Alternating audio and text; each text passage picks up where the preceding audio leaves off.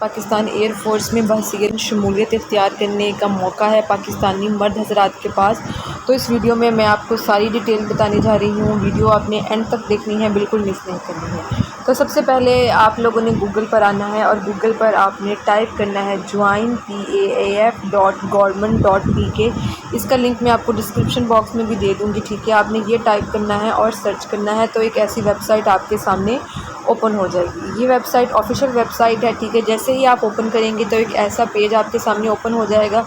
ये पेज वो है जिसमें बताया जा रहा है कौन सी सीट अभी अभी अनाउंस हुई है।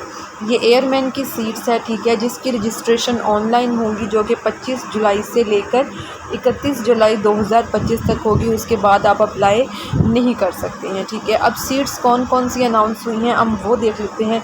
सबसे पहले सीट्स जैसे कि आपको नज़र आ रहा होगा, ये सीट्स जो हैं वो अनाउंस हुई हैं, जिसमें एरो ट्रेडर्स हैं, PFNDI है, सिक्योरिटी है और MTD है। ये सीट्स हैं जो कि अनाउंस हुई हैं, ठीक है।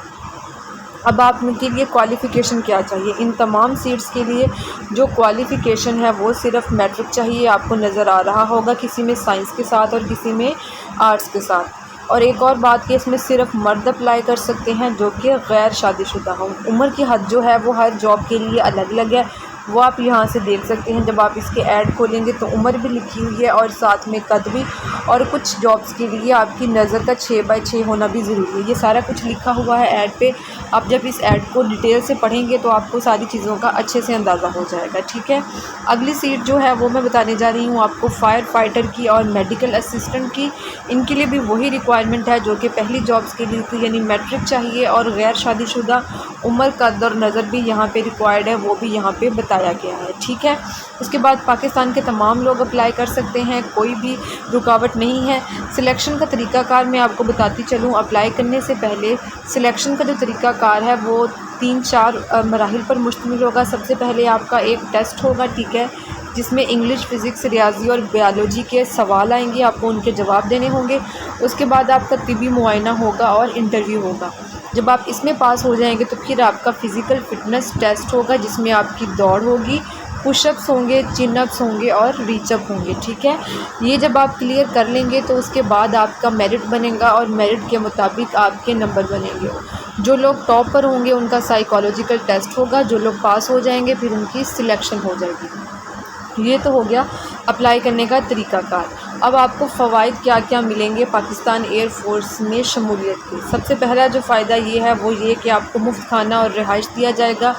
ट्रेनिंग के बाद अगर आप शादी करते हैं तो आपको रिहाइश दी जाएगी, आपके वालिदैन और आपकी फ़ैमिली को मुफ्त इलाज दिया जाएगा, ठीक है। इंश्योरेंस दी जाएगी आपको। उसके अलावा जो आपको अंदरूनी मुल्क और बैरून मुल्क सफ़र है उसमें रियायत मिलेगी। रेल और हवाई जहाज़ के किराए कम देने पड़ेंगे। ये तमाम चीज़ें हैं जो आपको होंगी, ठीक है।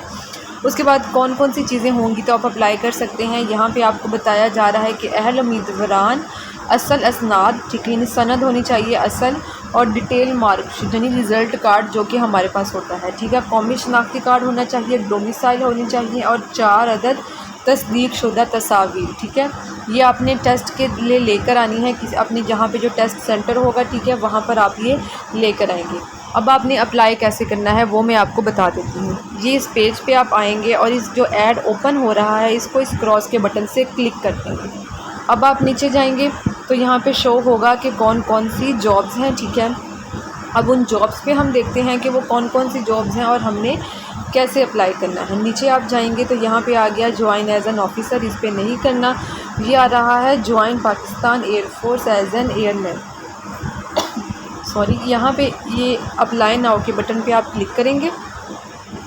अप्लाई नाउ के बटन पे क्लिक करने के बाद यहाँ पे उन्होंने कहा हुआ है कि आपने अपनी प्रोफाइल कंप्लीट नहीं की है, जो कि मैं आपके सामने कंप्लीट करूँगी। यहाँ पे आपने गो टू प्रोफाइल में जाना है और यहाँ पे आपने अपनी बेसिक इन्फॉर्मेशन ऐड करनी है, जिसमें आपका नाम है, ईमेल है और शनाख्ती कार्ड नंबर। उसके बाद आपने अपनी जेंडर बतानी है, अपना डेट ऑफ बर्थ यानी तारीख़ पैदाइश जो आपके शनाख्ती कार्ड पे है, मैरिटल स्टेटस बताना है यानी आप मैरिड हैं या अनमैरिड है, आपने ये बताना है। उसके बाद आपने अपनी हाइट बतानी है, ब्लड ग्रुप कौन सा है आपका वो यहाँ पे लिखेंगे आप। उसके बाद अपना रिलीजियन आपने सिलेक्ट करना है, कौन सा रिलीजियन है, इस्लाम है या जो भी आपका रिलीजियन है। फ़ादर यानी अपने वालिद का नाम लिखना है। फ़ादर ऑक्यूपेशन यानी आपके वालिद करते क्या हैं आपने वो यहाँ पे लिखना है।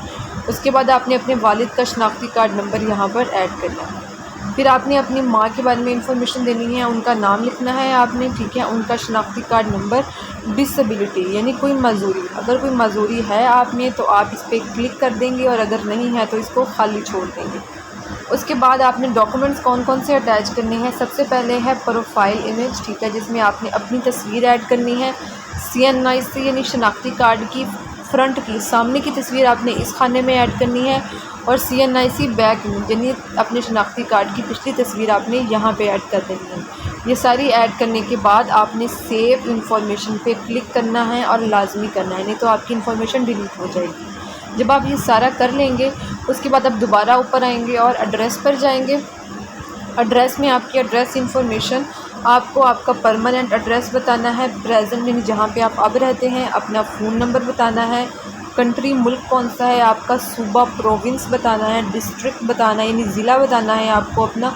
उसके बाद आपको अपनी तहसील बतानी है। तहसील बताने के बाद आपको अपना डोमिसाइल बताना है कि किस इलाके का है। ये दोनों चीज़ें फिल करने के बाद आपने दोबारा सेव इंफॉर्मेशन पे क्लिक करना है और फिर ऊपर जाना है और आपने एजुकेशन पर क्लिक करना है।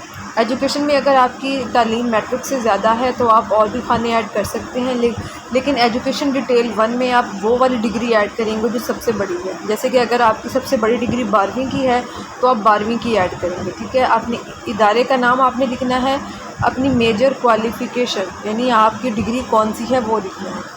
फिर अब हम जाते हैं सब क्वालिफ़िकेशन में। यहाँ पे आपको बताना है कि आपने साइंस के साथ किया है, कॉमर्स के साथ किया है, जिसके साथ किया है आप उस पर क्लिक करेंगे।